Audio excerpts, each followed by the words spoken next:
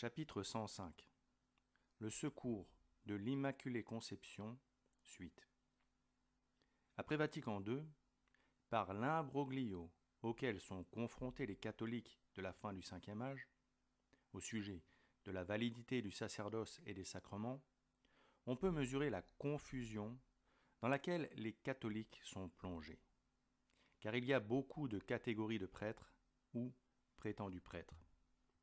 Il y a ceux qui viennent d'être ordonnés selon le nouveau rite. Ce rite n'étant pas catholique, ces hommes ne sont pas plus prêtres que des pasteurs protestants. Ces religieux ne peuvent pas consacrer tout simplement parce qu'ils n'en ont pas reçu le pouvoir par le sacrement d'ordination. Puis, il y a le cas des prêtres ordonnés, avant que la nouvelle ordination ne soit appliquée. Parmi eux, l'immense majorité ont suivi à la lettre la réforme des imposteurs sans se poser de questions et ils pratiquent le nouvel ordo missae. Ils adhèrent à l'erreur et par leurs actes et leurs paroles sont apostats ou hérétiques. Ces prêtres, comme saint Thomas d'Aquin l'a expliqué, ont toujours le pouvoir de consacrer, même s'ils sont détachés du corps mystique du Christ. Cependant, pour consacrer, l'ordination ne suffit pas. Il faut aussi pratiquer le bon rite, ce qui n'est pas le cas lorsqu'ils pratiquent le rite de la nouvelle messe, ratifié par M. Montigny, alias Paul VI. Leur consécration eucharistique s'en trouve donc invalide. D'autres prêtres, validement ordonnés, pratiquent le rite catholique dit messe tridentine, codifié pour toujours par le pape Saint Pie V, sans que personne n'ait le droit de le modifier. Leurs messes sont donc valides. Mais ils reconnaissent les imposteurs assis sur le trône de Saint-Pierre. Ils consacrent donc en se déclarant unis avec les exterminateurs, ce qui est impossible. Ainsi, si leurs consécrations sont valides, puisque toutes les conditions sont respectées, en revanche, quelle est la valeur du sacrifice qu'ils offrent?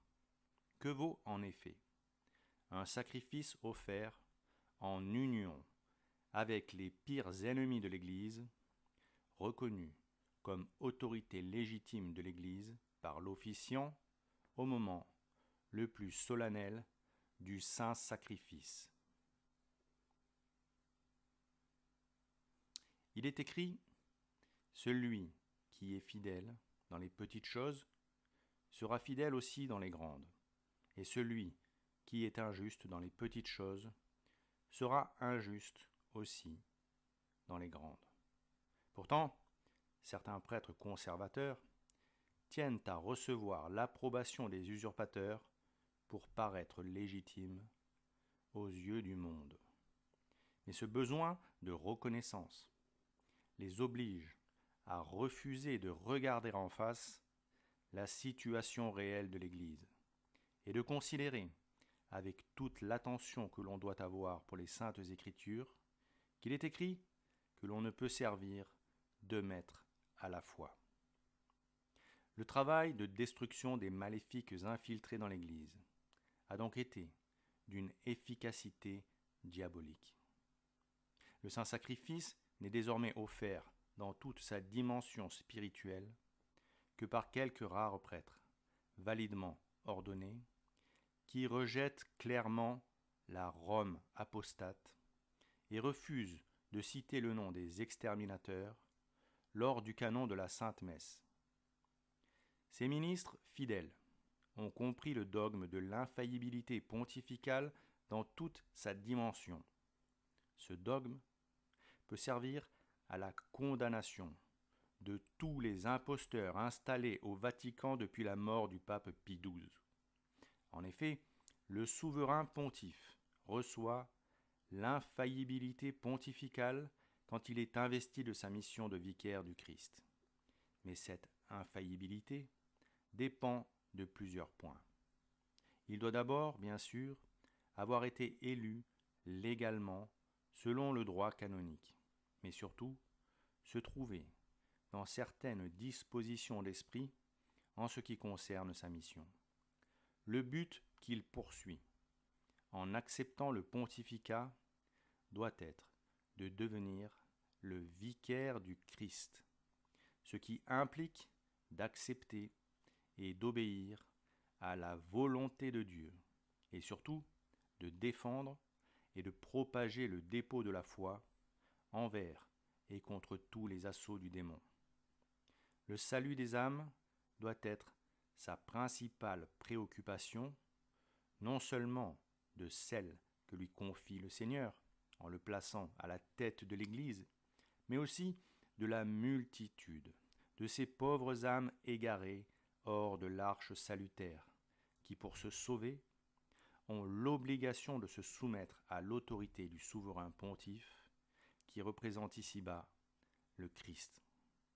Ainsi, si un homme, bien qu'élu selon les règles canoniques de la Sainte Église, poursuivait un autre but que celui-ci, comme celui d'instaurer une paix universelle qui se construirait au détriment du salut de pans entiers de l'humanité, et condamnerait ainsi à la peine du dam des foules considérables au nom de cette paix, comment cet homme pourrait-il être investi du Saint-Esprit et comment pourrait-il recevoir l'infaillibilité pontificale, puisque son but ne serait pas de servir fidèlement et loyalement le Christ en devenant son ambassadeur zélé ici-bas.